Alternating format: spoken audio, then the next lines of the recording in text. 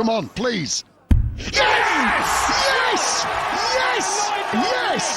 Hello, everybody, and welcome. This is episode number 41 of the 9 Dart Podcast, your one-stop shop for talking tungsten. It's Lorenzo and Josh again after another big week at the darts as we move now. We're very, very close now to the big end of the year with the PDC and WDF, actually, World Championships coming up. I'm Lorenzo Hayes. Josh Tahini's alongside me in the virtual boxes that we've been running with for the last few weeks. How are you, Josh? Good. It's been working well, and there's so much going on. WDF, obviously World Championships, and everything else that's been going on in the darts world. Let's get cracking, hey? 9-16 today. Absolutely. Or at least me. Up to you. Players Championship finals occurred over the weekend. Interesting tournament. I refer to it as the World Championship dress rehearsal because it's the last chance you get to play on the television screens, and all 64 players who took part in this event will play at the Alexandra Palace. Interesting tournament, Josh. Butlins Minehead is an interesting venue with the two different boards and stages. How did you find the Players Championship finals 25? Oh, it was good. Yeah, you got obviously section 1, section 2, and along with all different players, there was some really good games, a few upsets, if you will. It was a really good tournament for sure. And obviously, we'll get to the winner later, but overall, yeah, pretty happy. What about you? Yeah, I thought it was a good tournament. It's an interesting one because it's a tournament that is creating a winner from the main, obviously, Pro Tour system, and in most sports that's would be a pretty big event. But I think with the ITV element of it, and not being a Sky Sports event, and the fact that it's right at the end of the year, squeezed between the Grand Slam and the really big World Championships, of course, it probably gets overlooked a bit, and wouldn't be surprised if we see some tweaks to it in coming years, given especially that we know that Mike Van Gogh was not at this tournament. No, that's right. This year, and that both Lokes have indicated that they don't intend to play many Players Championship Pro Tour events next year. So could be interesting to see what they do with this event, and the great possibility that eventually the top 16 will just be guaranteed and everything. That is something you could see happen. Chris Dobie didn't hit a 9-darter. This was as bad as a darter double I have ever seen in any context, especially given for a 9-dart finish. Chris Dobie, he was looking so beautiful in this particular leg against Luke. It looked like it was all flowing. It was all going to be really great. Left the 147 with treble 19, treble 18, which is an interesting route. Most people go treble 20, treble 17, certainly on 9-dart attempts. And then I thought it was going, and then it was really good of ITV, the production team, to actually use this camera shot instead of one right up on the double, because if they'd done one where a double, you wouldn't have seen the dart, but cutting to that angle made sure you actually saw how far away it was. It wasn't far at all. What do you mean? That's true. Imagine if he bust a 9-dart attempt. That would have been it was close to. It was close. Wasn't far off from that top of the wire. Yeah, but disappointing, but obviously he had a great leg still, so very, very good for him. Yeah, and he had a making quarterfinal is a great effort from Chris Dobie. And now we need to. I want to talk a lot about Jose de Sousa a little bit. I said very early at the start of the year that he needs a big year and that his tour card was in massive, massive danger, and he's not had a good year. He's barely showed up in any events. And the World Championship tour card holder qualifier was on. Right at the late Monday evening, Tuesday morning Australian time, that Monday over in England, and where all the tour card holders who hadn't made Ali Pali had one last chance to get one of the last 5 spots. And Jose, despite being one of the technically high-ranked players who hadn't made it by virtue of the fact that he's been on tour for ages, again, the way he was playing, there was no way he was going to make Ali Pali. But then, these first 3 legs, he was averaging like 107. In his first match, he won all legs inside 6 visits. And it was like, okay, hang on, has he found something here? And then he took a strong lead against Andy Bolton in the win and you're in match that he had, and then he let it slip, and this was the position he was after 4 visits, 12 darts. Andy Bolton was down to 40 points. He'd left tops. 13 data. And Jose de Sousa had gone 55, 39, 60. But don't worry, this is Jose de Sousa. He's a madman. And he ended up winning this leg like 7 or 8 darts later. and qualifying for the Alexandra Palace, which we'll talk about later in the latest news. And I want to hear what first round matches you're excited to see. I'm excited to see Jose at the Some Palace. tasty There's ones. one player when I became now obsessed with darts instead of just a casual. He's one that I loved watching the classic highlights of all these miscounts and tops attempts that broke Wayne Mardle's voice. But the we just haven't seen him because the action's gone. He looks completely hopeless. But something sparked him in this qualifier, and he's gonna have to like make the last 16 or a quarterfinal to keep his tour cut. But pretty much. It's exciting to see the special one, the Portuguese former Grand Slam of Darts champion and Premier League finalist, is going to Alexandra Palace. So he was Absolutely. a real surprise. I would not have expected De Souza to get through that qualifier. Basically, that's what I did think could make the qualifier. Really didn't, which is part of the beauty of these one-off qualifiers. You get some random names thrown in. There was also some action at Modus, Josh. It's a big week, big week at Portsmouth. Absolutely. We had two 170s. We had Dean Finn and Derek Coulson have two 170s this week in Champions Week. Let's have a look. Yeah, we were chatting about it this morning. How did we come from those early weeks? I was playing with Barney and Phil Taylor. This is going good. Oh, that's Taylor-like. Taylor-esque from Dean Finn. Qualifier 170. Derek Coulson again loves this place. Fantastic work put together from Keegan Brown. This could well be a necessity for Coulson. The ball for the biggest of all things. It's our second one. So there were some crazy moments from the live lounge in Portsmouth, and it's a crazy week there, which we'll discuss in the latest news segment later on. Yes, absolutely. But as mentioned in the title and thumbnail, Luke Littler won the Players' Championship Finals, picking up yet another title, one he hadn't won this time after defending the Grand Slam.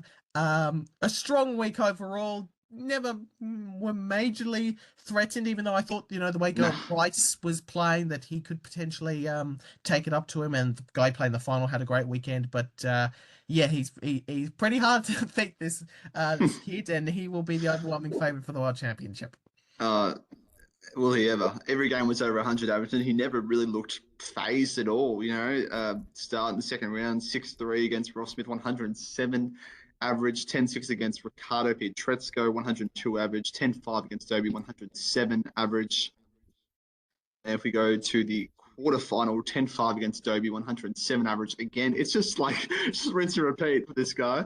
11-8 against Price in the semi-final, 108 average, and then 11-8 in the final against Nathan Aspinall, who was very good this week, actually, got to say, best of 21 legs, won 11-8, 103 average. So we said if you're going to beat him, he has to be beaten early. But it's just, I'm just dumbfounded just to think that it would just never lose again. Never lose again, mate. Like, it's just ridiculous. His last loss was at James Wade at the European Championship or something like that. Wow. So he must have won. He's won. Let's see how many games in a row has he won. Good question. The Slam, he won 3 group stages and 4 knockout stages, and this one had 5 matches. So I think he's won 12 games in a row. Unlike Van Gogh went on a 44-match unbeaten streak at his peak, so he's still far away from that sort of record. 6 matches. 6 matches. Yeah. So this is as 6 matches. So he's won his last 13. Wow. I think in a row, and the majority of his last, the only guys who've been recently are Michael Van Gogh at the World Series Finals and James Wade at the European Championships. He has this confidence about him that no matter what the situation is, that he'll be able to overcome. And that's what the great in sports had. That's what Phil Taylor had at his peak, and Michael Van Gogh had at his peak. But no one else at the moment has that sort of thing. Like Humphreys and even Van Gogh, who knows his best, is still very, very good. They just do not have the confidence that when they go to the well, that best stuff will be there. And he is just, again, you have to be on your top game to beat Littler on the television, because he just doesn't drop from where you expect him to be basically any time. And the one time in recent memory he did against Gurney Price at the Grand Prix, it wasn't enough because Gurney wasn't at a great level either, with doubling in on double 13. So it's just extraordinary now, after finally a full year of prize money on ranking events. He's £1,970,000. And another half a thousand on top of that. So we talked about Luke Humphreys earlier in the year a little bit with can he reach 2 million on the Order of Merit? He didn't quite get there, but Littler might do that. with I think all he needs to make is a final £200,000 will finally be coming off his ranking after making that That's World nothing Championship for him. final in 2024. He's comfortably in front of Luke Humphries in second, and then it's a long gap back to Michael and Stephen. Yeah, the Luke's going to dominate. He's the new world number one, and he lavished up the weekend with the Players Championship finals, and like you said, it was very comfortable. The average, the numbers were very strong. The ball 21 ball, I think, I guess was Ricardo Pietrezco was quite fun. He just looks so confident all week. Oh, absolutely. Yeah, he's just at the peak of his powers at the moment. He just doesn't look phased by anything, really. And again, when he plays aggressive, when he's, down a little bit or it's very close, he just has an extra layer, but he just didn't look phased all weekend, really. Yeah, absolutely. And it was just, it was a phenomenal performance all the way through. Again, never looked like completely getting challenged, and a very strong weekend. Now, just the likelihood of him losing in the early stages of this World Championship don't seem likely, and then in the late stage winning against the better players, in all likelihood, he will have to it'll be longer formats, which will naturally suit him. So it's very as we hard know to from those see. stats last week. It's very difficult to sort of poke holes of where could you possibly. You're just going to have to take your chances if and when he gives them to you, because there were times this week. The only little quibble this week was there was a few times where the tops and tens weren't going with the same level of regularity, but he was scoring well enough that he had a bit more time. I think there was a brief switch or thought of switching to double 16, double 8, that sort of thing. So that was the only thing where the double 10 just hasn't been landing as much as it did certainly a year ago when he won that World Championship, and he was lavishing that particular double and has for most of his career. They just weren't going quite as regularly this particular weekend, or certainly towards the later stages of it. But that's a minor quibble. He had plenty of time and pick up yet another title. So what's left? The World Masters, the European Championship, and the World Cup as the big ones. There you go. Well, if he wants the World Cup, he's got to wait till next year in Frankfurt. Next year. He hasn't won a game yet to the World Cup, which is usually a sign that he's going to win the whole tournament. That is true. Well, obviously England had a stinker this year, along with Humphries. But no, he'll get that one within the next couple of years, no doubt. But one would imagine. Only got 3 or 4 things left, as you mentioned. It's just ridiculous. It really is. Absolutely. And world number one, and finally we'll be defending some money though with the increased prize money. It's more just likely for the game. Continues to tick up rather than anything else. Jan van Veen, we can't mention him. And I'll tell you what, if Bo Greaves had won this match, I would have put this straight away. But because it was Van Veen, I love Van Veen, but he's that story did quite resonate. So it would have been we probably would have put Bo Greaves first if she'd won it, and she played reasonably well. Missed those 5 darts a double or something to make it. I think it was 4-all at that particular stage. So tidying up on the doubles but that'll come with time. Van Veen defending the World Youth Championship and becoming just the second ever person to do that. The other was Dimitri Vandenberg. That's true. At the end of the 2010s, I believe that was. So. Thorough deserve. Well done, Van Veen, who was destined to be a world youth champion after losing to Whitlock. He's made the last 3 finals as well, and I think he's got 1 more year of eligibility left should he choose to come back. Yeah. So he won 6-3 with a beautiful 1-1-8 checkout on double 19 at the end. And now it's best of 11 in the final. Do you think it should be increased a little bit more, maybe best of 13, best of 15? I think personally it's not long enough. I just think due to the quality of the players, they should be given more time to showcase that. I don't know. I've seen it in the comments as well and I agree, people think it should be extended a little bit because only best of 11, that's nothing. That's like, the final went for 18 minutes. 18 minutes. So there you go. I think it should go for a bit longer, personally. I would agree with that. The only thing is you couldn't have it where it is sitting right now in between the semi-finals and finals. That's true. Finals. You couldn't have it that long. So perhaps the argument should be made that it used to be played, I think, before the World Championship final, the Alexandra Palace. Michael Van Gogh made a couple of finals and lost, actually, when it was at the Alexandra Palace. Obviously, the JDC have that now earlier on in the tournament. So maybe it needs to be put on a more prominent stage. Maybe on the Thursday before the Players Championship finals, we run the quarter semis and finals on the Thursday night as an extra thing, and maybe you make it longer then. That's an option. Certainly, and now, particularly with the... Van Veen had this potentially, though he obviously didn't go on with it after beating Humphries, that he could have been playing in a semi-final and final of the Players Championship finals, but then had to switch to World Youth mode in the middle of it. So that was so yeah, that potential there, and obviously had Luke Littler beaten Bo Greaves, that would have eventuated, all things remaining equal. So there is the potential there. I'm sure when they made the move, they didn't expect the World Youth finalists to be players who would be right at the top end of the game or qualifying for the Players Championship finals or making it deep in the Players Championship finals, being expected to. But that's kind of where we are with the likes of Van Veen and Littler at the moment. We expect them to make deep runs in tournaments. So that probably is going to have to be thought about a little bit going forward. Yeah, agree. But obviously, congrats to Van Veen. He's in some incredible form, and I think that really pushes his case for the Premier League as well.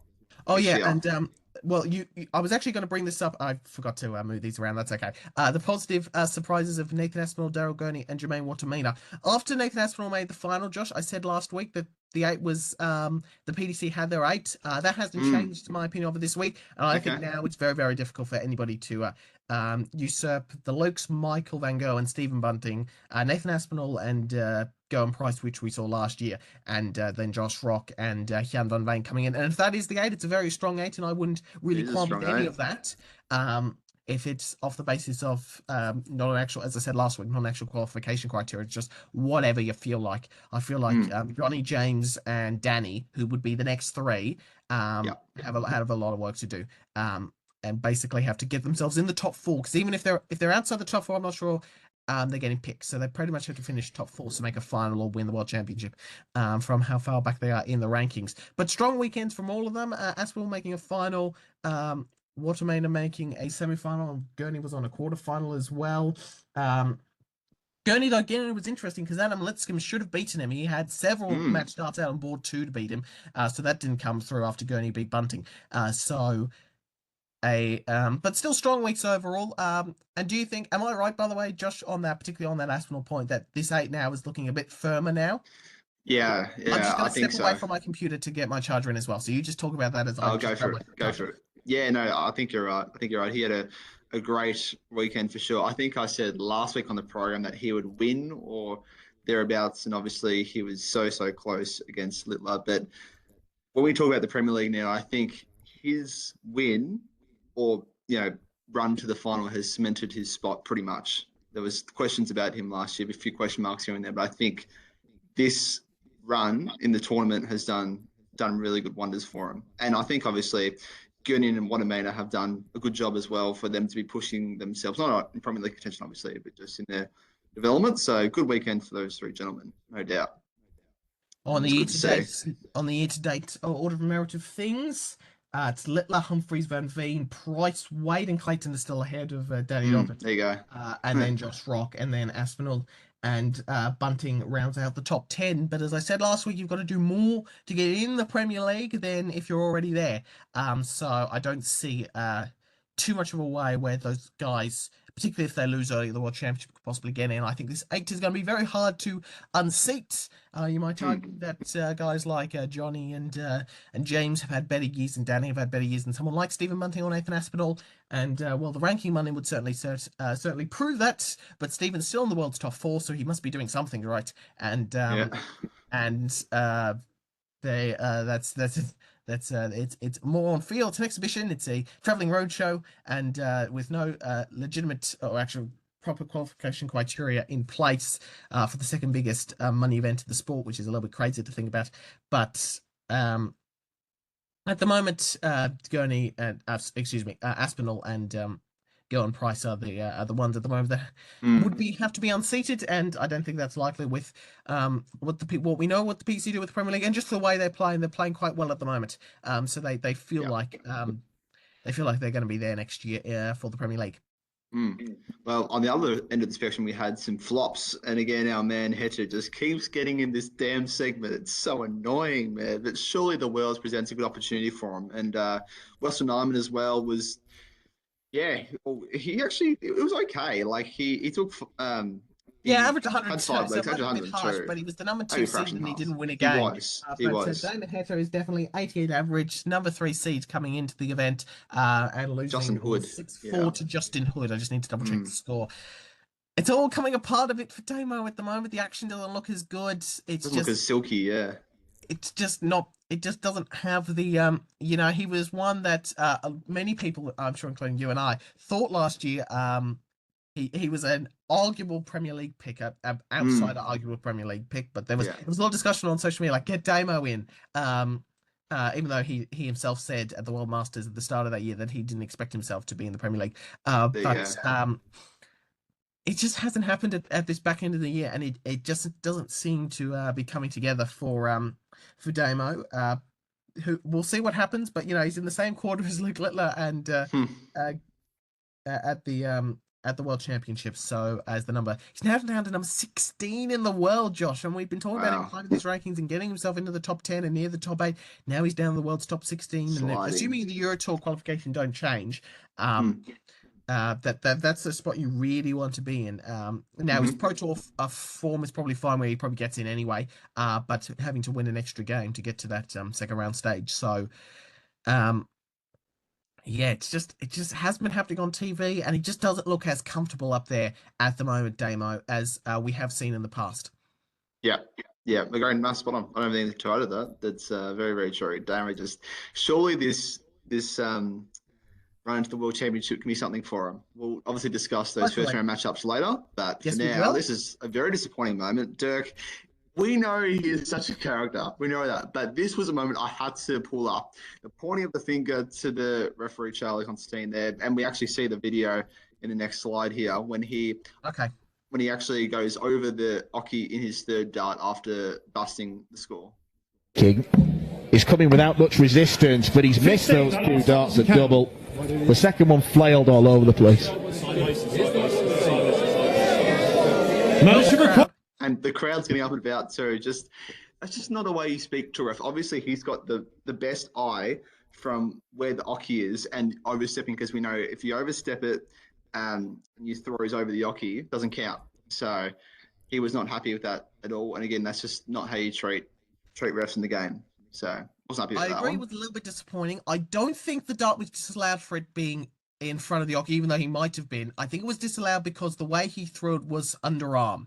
And was it more like it was sort of chucked out like sort of, I've got the camera here, so like sort of an underarm knot. It's got to be deliberate once at a time, overtime fashion, and he sort of just, Vincent Vandervoort's done it a few times and he's been called for it, sort of chucked underarm or sort of not in the proper manner. So I think it was more to do with that. I think he was okay in the immediate aftermath. I agree that it wasn't a great look from Dirk, who can sometimes be a little bit grumpy when he gets on stage, but especially losing this contest against Latvian Madis Razma, but I think it was more for, he may very well have been ahead of the Oki or close to that, but I think it was more the underarm motion that Charlie disallowed that final dart. I think he was okay with it in the aftermath, but I agree in the moment it wasn't a great look for Dirk van Dijvenbode. Now we're going to start looking a little bit at the draw for the 2026 PC World Darts Championship. This probably won't look well on my camera here, but I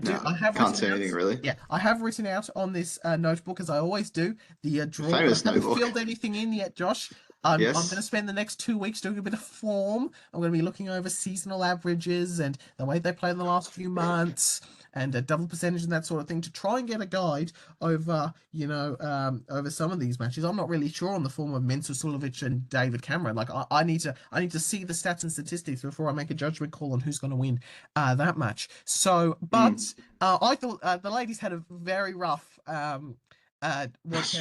They've all drawn seeds, which is very unlucky. And they could have easily drawn one of the 32 next 33 to 64. We'll show you the full field in a moment. But you put this in. So Michael Smith will play Lisa Ashton. Dave Chisnell plays Fallon Sherrick. Peter Wright plays Nolan Van Leuven. Daryl Gurney plays Josh Rock.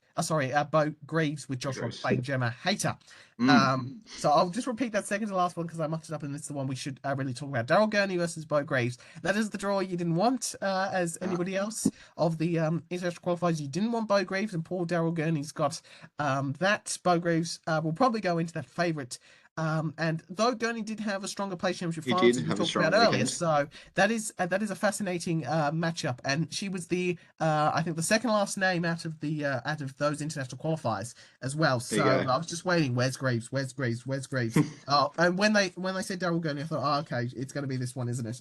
And sure enough, it wasn't Kovacs who was the other name there. It was Bo Greaves. What do you think of their chances? I think now, when you look at the bookies, there will be obviously one of these will be favourite Bo Greaves, the others won't be favourite. But I think there's a great chance for another one of these players. But what are you thinking of the draw, and how far could they go?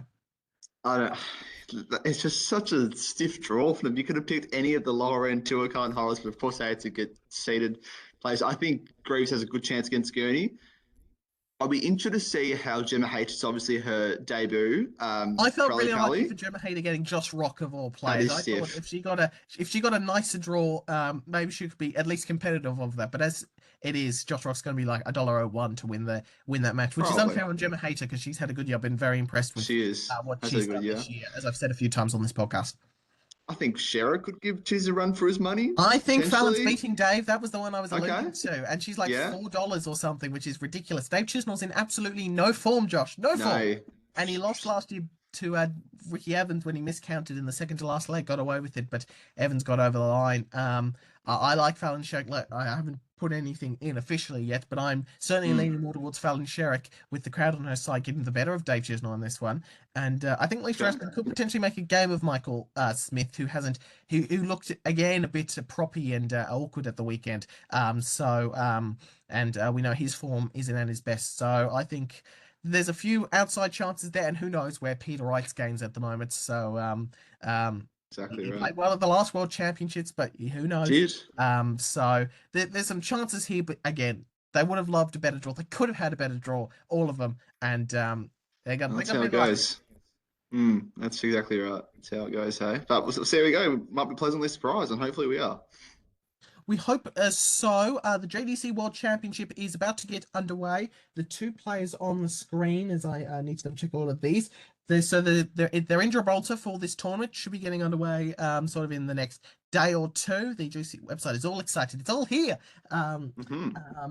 Bradley van der Velden on the left won the Junior Darts Open, beating Jake Hobbs in the final 6-4, and then Ryan Bradley on the right won the Luke Littler Legacy Open. So Luke Littler's already got an event named after him. Not even 2 years as a professional player.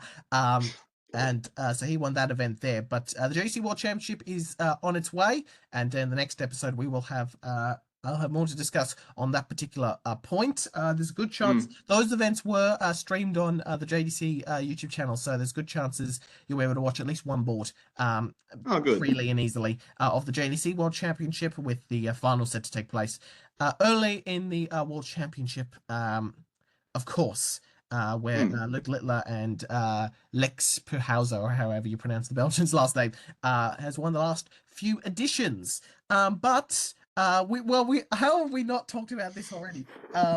Now getting back towards the PDC and the World Championships, the last of the true international qualifiers is Simon Whitlock, Josh. What a day he had. And I'm actually a little bit disappointed I didn't pick him to beat Johnny Tartar on the final. I wasn't bold enough, but I didn't expect him to beat Raymond Smith. And he had a great day. His semi-final was a little bit poorer, as was Johnny Tartar's. Raymond Smith getting comfortably the better of Tim Pusey in the other semi-final. But in the final itself, I said in my preview article that anyone who's going to beat Raymond Smith, you have to pretty much match his level and exceed it on whatever you're going to get. And Raymond Smith played not too far away from the way he's been playing in this league, but Simon just he just stuck with him and he got himself ahead. And the last 7 darts to win it and to get back in Ali Pally. 181, 71, 4 was absolutely incredible. And exactly what we want to now. Simon Whitlock, he's been getting into events more off name recognition, but put him back in next year's Premier League, assuming he doesn't go to Q School and win a card, obviously. Get him in next year's Premier League as the defending champion. He'll have to be there. But it's going to be so good to see Simon Whitlock back at the Alexander. Absolutely. And like so many of these names with King and Lim and De Souza, who we mentioned The faces. Christopher Reyes, and it's like all these names from like 2015, 2020 are coming back to play at this expanded World Championship. It's absolutely fantastic. I can't wait for it. That's how the night panned out. How did you see Simon Whitlock's win in Brisbane? Oh, it was incredible. You would think he would be the underdog for it, and God, that final especially. I think it's a whole fairy tale of what the PDC wanted. You know, obviously we know Raymond Smith. If he had won it, he would have still gone to Lakeside, which we'll touch on Lakeside a bit later.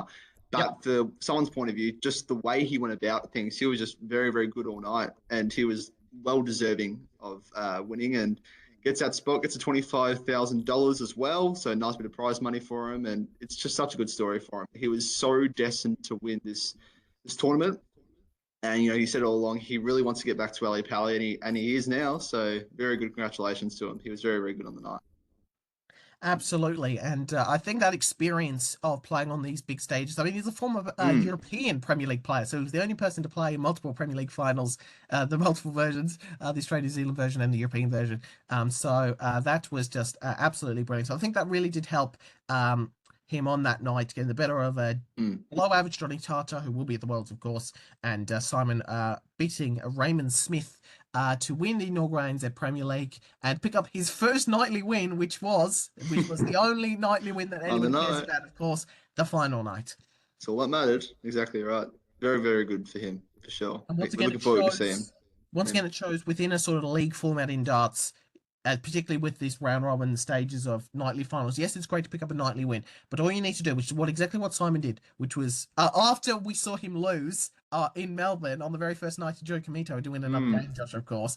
His only game.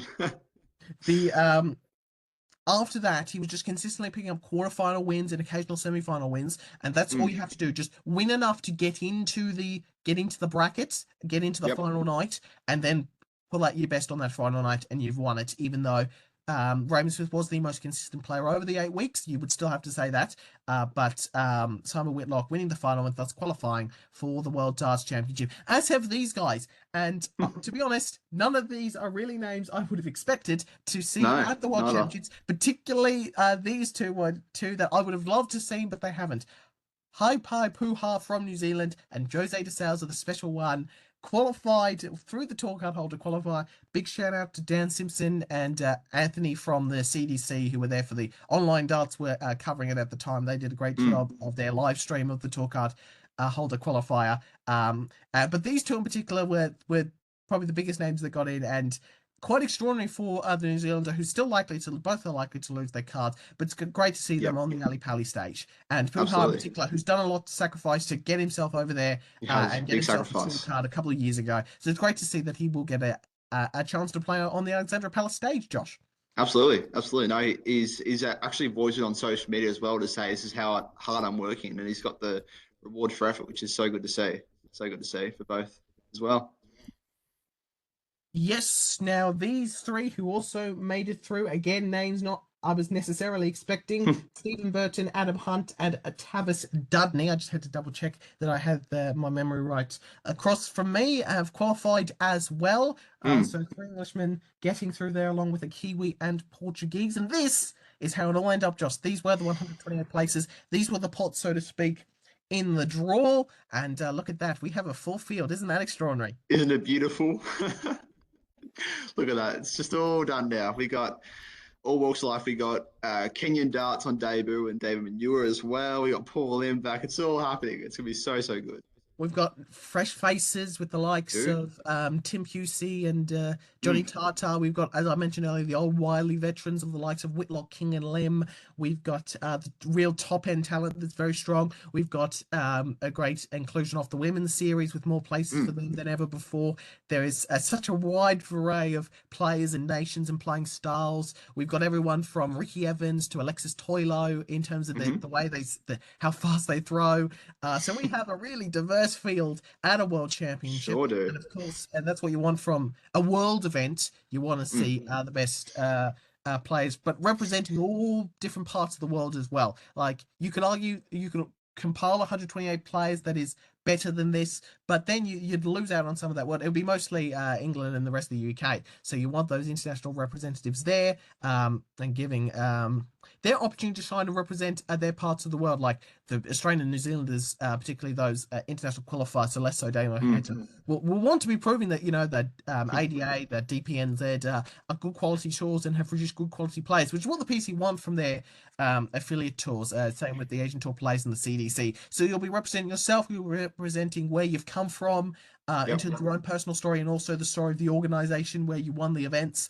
So it's just gonna be a great event. It's the biggest darts event in history, Josh. Absolutely. Oh, it's great. So many more players as well, all walks of life, all different countries. It's so good. And just kick off very soon. I was worried a little bit with the PDC. We're going to overdo it with the tour card holders. Ideally, I would have liked a top 32. I knew that wasn't really likely, but I thought they balanced it very well. There's still a few things I would do. I'd like to see an additional spot from Africa and Caribbean and Latin America. So take away a couple of places there from the tour card holder qualifier, as well as an extra spot on the Dev Tour. But other than that, I mean, that's just very... they're just minor quibbles. This is a great field and a great tournament coming up. So, Josh, we have a draw that we sure occurred do. the same day as the qualifier. Now, I'm not asking you to pick a world champion. You're going to do that you and I are going to do that next episode. All I want is what are the first round matches that intrigue you? What are the ones that you're the most looking forward to? What are the ones that stand out for one reason or another? Yeah. Okay. Well, I've got like the sort of... Sorry? Yeah, just do it with what's on the screen. So just look at the first and second quarter at the moment. Yeah, I do. So obviously the first game of the tournament, obviously the winner last year, he plays the very first game against Labanelskis. That should be the last game of the first session. Sorry, last game of the first session, but obviously he plays on the first day. First session, sorry. Cullen versus Brooks could be an interesting one. Obviously, Brooks been pretty good on the development tour and affiliate tours. I think you could give Cullen a shake up. I'm towards Brooks at the moment, which will make Joe Cullen very happy. He'll probably storm out of the media room again if he wins as an underdog. The man of the previous tournament, Lucas Wenning. I'm looking forward to seeing how he plays after his very, very good game against tournament. He plays Wesley Placia the first round, which he can do anything, that guy. But this is the one that's really interesting. Ross Smith versus Andreas Harrison. That could be a cracker. That could be really good. Really, really good. I reckon the winner of that could be a great chance to come through that sort of segment they have there. I think it's hard to tell whether that segment is wide open or the winner of that first round match just makes it his way through. From my end, that's all I have. From my end, I agree with obviously you've got to keep an eye on where he's at, as well as the Joe Cullen match could be a fascinating one, and Damon Heta, he's in that segment against Steve Lennon. What else did I have? The Van Barneveld Belmont match is interesting because Barney has not been playing particularly amazing, and I thought Stefan Belmont was good at the Grand Prix. Ian White and Mervyn King, just for another one of the old guys who've been around for a long, long time. That sort of element is really interesting. Let me just flip over to the other page now. I want to talk about Stephen just very briefly, of course. I can't go through without talking about Stephen Bunting. Of course. He's in a fascinating part of the draw. He will either lose first rounds to Sebastian Bielczecki, who's a quality player, as we know. But if he can get through the first round match is as it is in a lot of tournaments, but for the fun, the first round is the hardest one because it's the first time you're there. But if he can get through that first round match, I think he's got a great segment. The seeds in that second quarter are not the strongest, and the international qualifiers aren't the strongest of the international qualifiers that you could have seen. So I think he's still a good chance. He's played well, but he just hasn't picked up the results. So as long as they maintain the rule that you actually have to hit a double to win matches, he could be in a fraction bit of strife. But I think Martin Chin is definitely his biggest adversary in his little section. Ryan Searle is great when he's on, but he hasn't really been on massively lately. And there's the ones that the Smith-Ashton game intrigues me. The Chisnell-Sherrick game intrigues me because I think Fallon's a great chance in that one. Fascinating to see what De Souza does on the World Championship stage. So they're the ones that point out there. Should notice as well, Puha's in that section. He's playing Niels Zonneveld in the first round. And obviously we mentioned Heta is in there as well. There you go. It feels, and we'll get into the full predictions next episode, but it feels, in that first quarter, I just do want to say right here, right now, that it feels very unlikely that we'll have anything other than a Littler Price quarterfinal the way they've been going and with what's in that section. I just feel like they're the ones, and with no disrespect to the likes of Dobie and Heta and Cross, Dobie could put up a great fight against Go and Price, but at the moment it feels likely that the 1 and 9 seeds will run into each other in the quarterfinals. As we go to the third and fourth quarter, I'm just going to throw out immediately Paul Lim playing Luke Humphries in the second round, particularly given Humphries and Lim played each other during COVID behind closed doors, and Paul Lim beat Luke Humphries when he was a much younger player, and had a great amount of weight loss in between. It is. Yes. So that is a fascinating potential second round matchup that they would put it in as a feature match, but I would get up at 3 a.m. to watch that live. They won't do that. I know you would. They would put it in the evening session, absolutely, being Luke Humphries, but I'll be there no matter what, is the old meme. You'll be. But what do you like in this second I'll look at half as World Championship draws? For sure. Well, you said Paul Lim. That's obviously going to be my number one against Jeffrey de Graaf, who is very interesting. At his best, he's really good, but when he's sort of subpar, he can be a bit average as well. It's interesting. It's not interesting completely inconceivable that Paul Lim could be competitive in that one. No, exactly. Mickey Mansell versus Leonard Gates. The reason why is because I love both of them, especially love Leonard, but two older faces, they've been around for a while. Just see them go toe to toe would be pretty cool. Dedeker versus David Manua, Kenyan debut. I just think, I don't know, it'd be so cool to see how he'd go representing his country. I think that'd be really, really cool. Cameron Menzies versus Charlie Mamby. Charlie Mamby's been really good on affiliate tour. He's obviously really good at Modus as well. Danny Noppert versus Jurjen van der Velde. Obviously, Jurjen was very good in a couple of tournaments ago. And we've touched about it already, but Daryl Gurney versus Bo Greaves. Again, she could go very, very far. And I will let you go for yours. I just need to get my charger. I'll be 1 second. Go for it. All right, you go and grab your charger as well. You didn't have to. All right, he's turned off his camera and he's muted himself. Anyway, there's a couple of other matches that I'm sure Josh would be interested in as well. That I kind of actually want to speak to him about. But Ricky Evans and Manlock Lung would be fun just because we know the Asian players are a lot slower and Ricky Evans is the fastest player in the world. Campbell Savada should be fun for the CDC. Which side do you draw there? But the North Americans get through at any particular rate. Should mention the Australian contingents as well, the Australian and New Zealand contingents. So Richie Edhouse has Johnny Tata in the first round. The 27th seed is Richie Edhouse, of course. Nico Springer is playing Joe Comito, and the one I wanted to mention to Josh, so I'm sure he'll be interested in seeing Connor Scott play Simon Whitlock. Two plays we're very fascinated in. So they're among the ones that, for mine, are of interest at the moment. But yeah, I'm studying this draw over the next few days. As I said earlier, I'm going to really plow through the numbers and the stats side of things to really decipher a few of these matches, because to be completely honest, there are a lot of players, a lot of individual matchups where I'm not really sure how is Dom Taylor, how is he going to fare against Oscar Lucassier. This is one I picked out of random, but I'm not really 100% sure where those players are at right now as Josh comes back. You've still got me, Josh?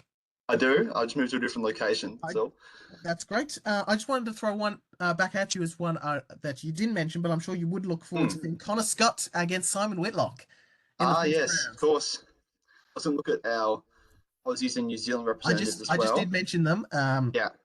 As well. Any thoughts on that's poor Joe Comito, who was very disappointing in the Premier League. Could have had much nicer draws than Nico Springer. He could have, yeah, that's for sure. Well, Heta versus Lennon, Keen Barry versus Pusey, Scott versus Whitlock, and Ed Howes versus Tata. All games I reckon the Aussies can win. I reckon. Potentially. Keen Barry's an interesting one. Pusey could go over the line. Yeah, surely the crowd will be on his side and they'll be hyping them up. So that is definitely a possibility for Tim. I think obviously Joe Comito is the outsider of all of them with those matches.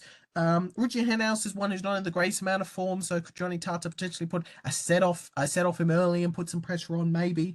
So there's many different elements from that point of view. But now we have the draw. There's no more speculation. We have it now, and the question will be who do you fancy to win it all? But we will discuss that next time around, and really That's better. nail down on our selections. As I said, Josh, I've got a lot of. There's 2 weeks for us basically to between now and the Southern World Championships to really dive into this bracket, and every now and again you look at this bracket and you pick out matches that you didn't even see the last time you went through. Exactly. That's so true. There's plenty more to get excited about, and now we don't have an order of players of yet, but I'm very confident, Josh, just the way these things usually like to plan out, that we'll probably get an order of play tomorrow, the day after we record this. So, always happens. That always feels happens. like when it's most likely it will definitely be out in a couple of weeks' time, of course, so people will know what matches they will be attending and what times their favourite players will be on at this World Darts Championship, which will begin on the morning Australian time of the 12th of December, obviously the evening of the 11th of December in London. It's just so exciting at the moment. Absolutely. And one of the players who, of course, will be there is Damon Heta, who'll play Josh Rock. Josh. Yes, so we had the prior to the main session for finals night for Series 12 Week 12, we had the Women's ADC Windmill Championship Tour. Gemma Hayter won that one in a last leg decider against good friend Lisa Ashton, 82 average, 180 and 38% on the doubles.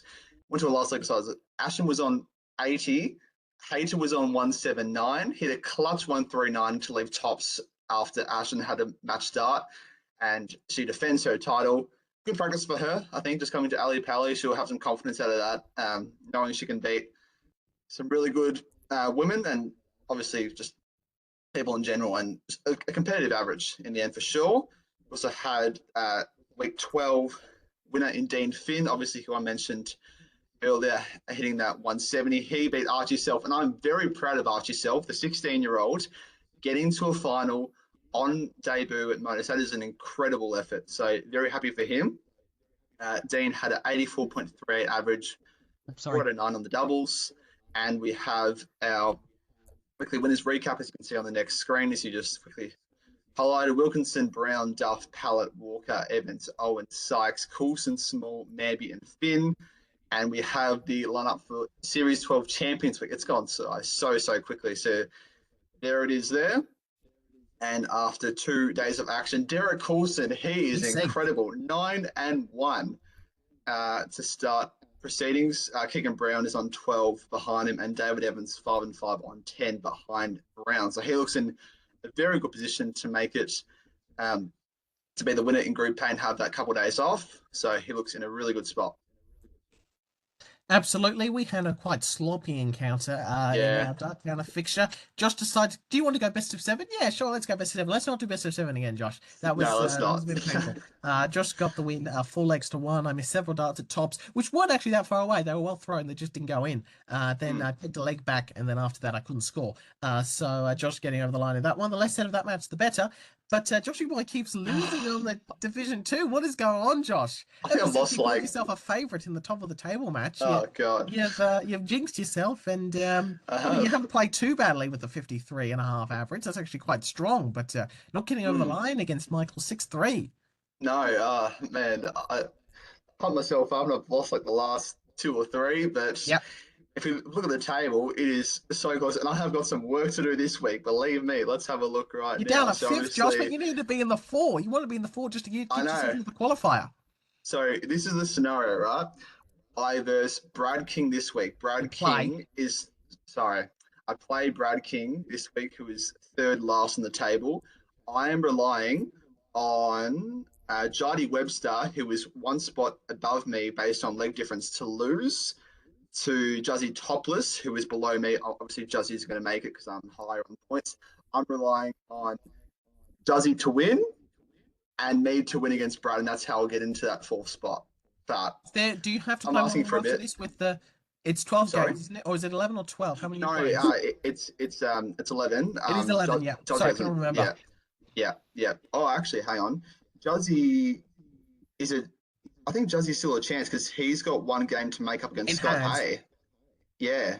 So I just need a win. So that's it. I need a win and have some results to go my way. So never a great position in sport when you're relying on the other guys have to win for you, sort of thing. That's when you know you haven't quite been as sharp as you could have been over a season. But we'll see where that plans out. The strong start. Do you still have the highest out of the tournament, the 136? I'm not sure. I'm not sure.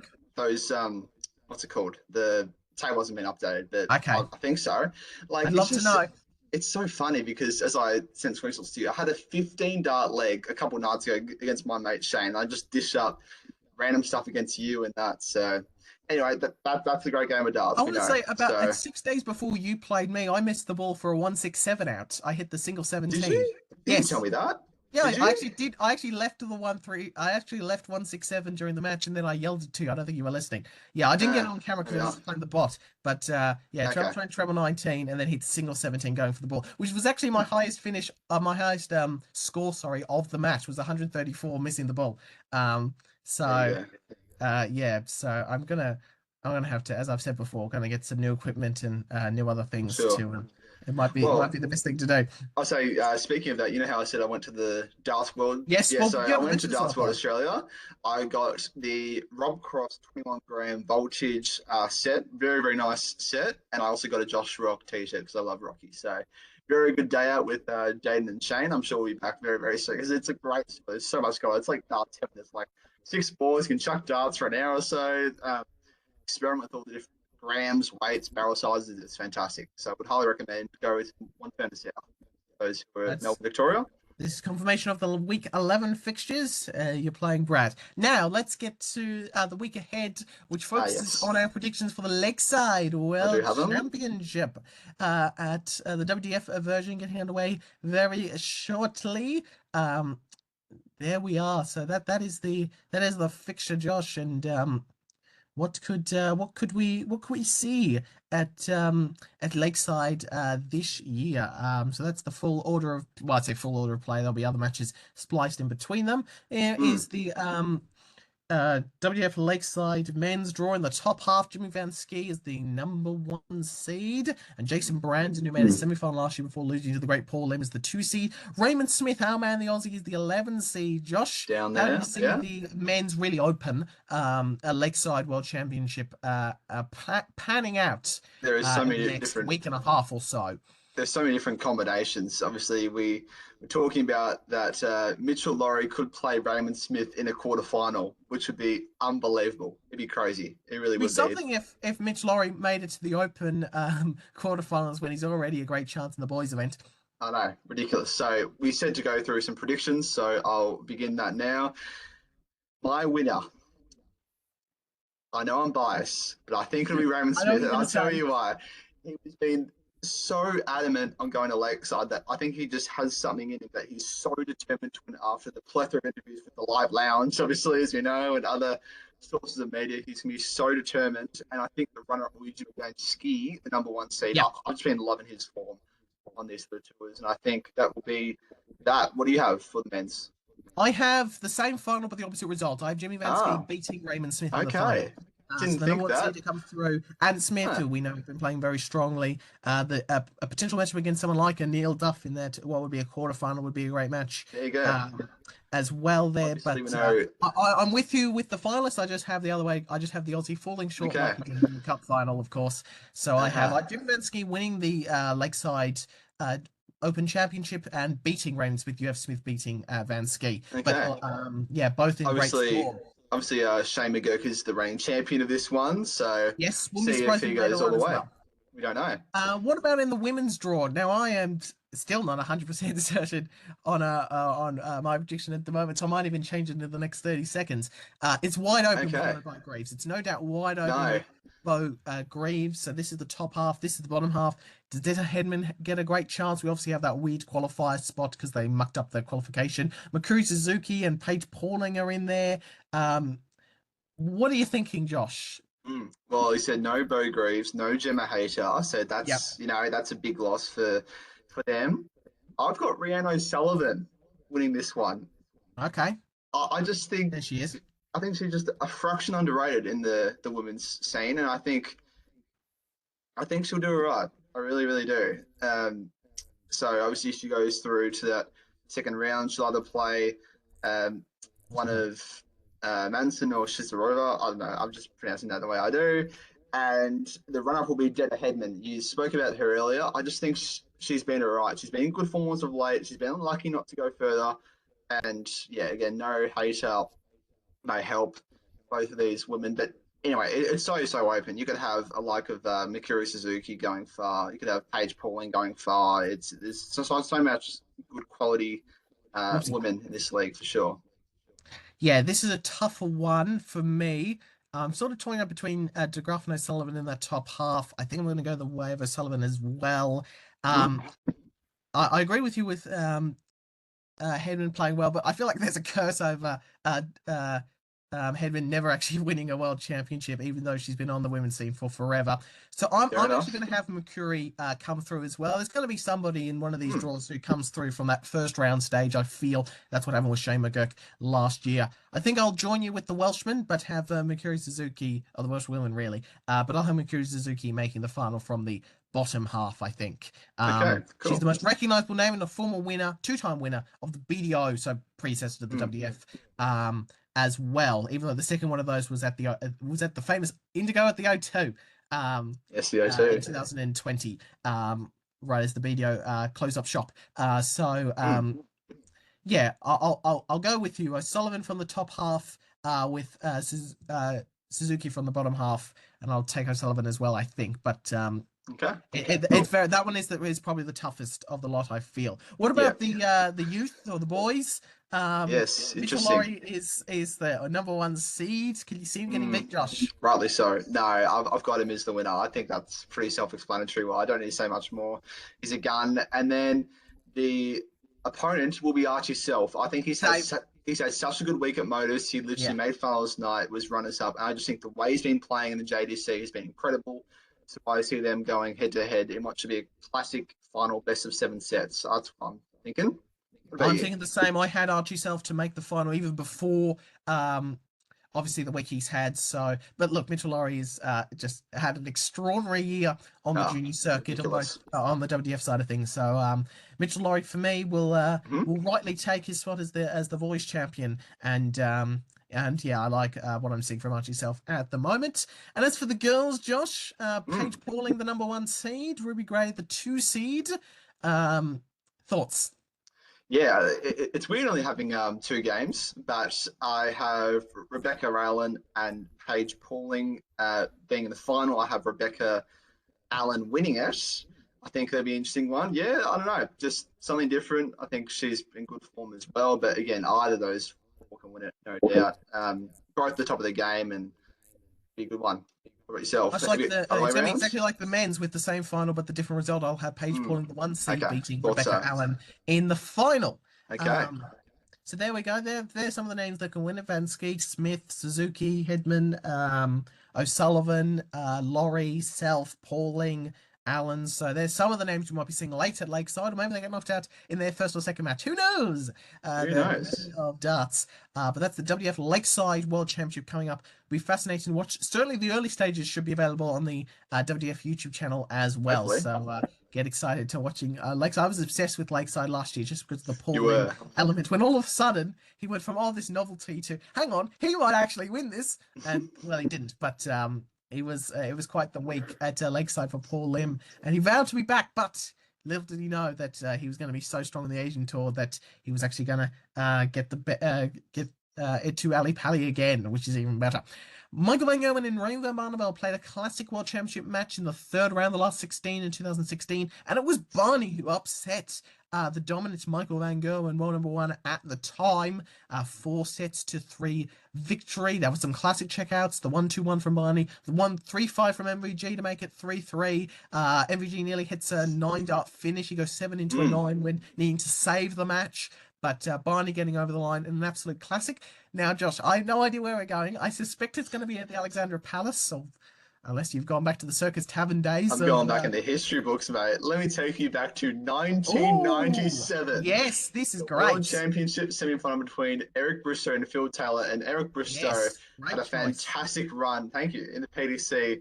His PDC career up until this point. The game is a back-and-forth contest. It goes to the last set. Will Taylor end his magical run, or will Bristow continue his fairy tale? Find out next week. That's a classic match. I have That to is bring a that in. very, very good choice. I wasn't expecting you to go all the way back Thank to you. Circus Tavern, Yeah, but there love you it. Yes, so Phil Taylor, right about coming into the overtaking Bristow at the time as the greatest player of all time. And Bristow had struggled with dartitis for the last 10 years, basically, at that point. Yeah. Looked like he'd never get back in, but at Perth League in 1997, he rose to the challenge and had made it all the way to the semi-final. And obviously Phil Taylor was mentored by Bristow at the start of his career, and now these two were to face off in a brilliant edition of a semi-final. We haven't had some great semi-finals in the last few years, Joshua. Hopefully that changes at Ali Pally this year. Good pick for on the Darts Archive. Good picks at Lakeside. You've all picked winning chances. And thank you for sitting down with me as always for another Pleasure as always. podcast. It's been a strong episode. We're just about an hour of talking darts at the moment. We'll wrap things up now, Josh. I think the plan should be, and if you're in agreement, we'll come back in a couple of weeks because next week we'll sort of be in the middle of Lakeside.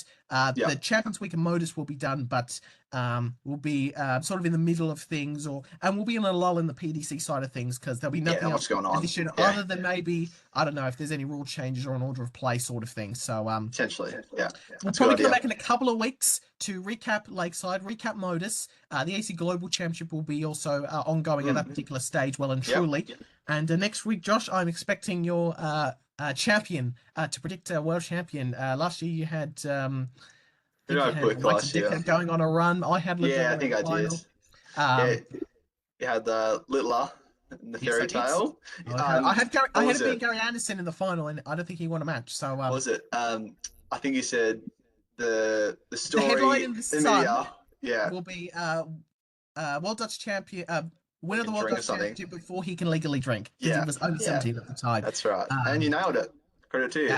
Luke, he was the favourite, and at the moment we do have a real Yannick Sinner, Kalasakaras in the tennis comparison here in darts at the moment with these two at the moment in Humphreys and Littler. But I'm going to dive into the numbers and the stats over the next 2 weeks, and then come back and tell you what we're doing. We'll probably be online again because that's been working well for us in the last couple of weeks. So thank you very much for listening to another edition of the 9 Dart Podcast. I'm actually going to try in the next 2 weeks to do the RSS feed thing, Josh, that I've been promising for ages. Please. And actually get these up on other question at some point. You've been leaving that to me, and I've just been too busy. But I think the next 2 weeks should be the time. So next week, 2 weeks from now, we're going to hold me to this, and I want to start next week as the first thoughts as you can get this in other places. I hope so. So just keep that to me. I've got 2 weeks to actually do that, which, knowing me, it means I'll probably leave it to Monday or Tuesday before. But thank you very much for listening. Thanks. Pleasure as always. Thanks very much, Josh. Like and subscribe to Extra Time. It'll still be on the Extra Time channel before it goes up on RSS feeds. This is my plan, is to provide it as an audio only the next day, which is what the Online Darts Live Lounge does. So if you want to hear it in its original form with us, obviously with the and us talking and seeing us, stick on YouTube as well. But still can. I've been wanting to get it in other platforms, and we'll see if we'll be able to do that. All right, Josh, thank you very much. Yeah, Instagram, TikTok as well. Follow our socials. Plenty of content going there every week. Lots of reels and other content. So make sure you subscribe into that. Sure. And thanks for a great episode. That was really good. But there was so much unpacking then. There'll be more in a couple of weeks. We'll see you in a fortnight. Yeah, darts is great. This has been the 9 Dart Podcast.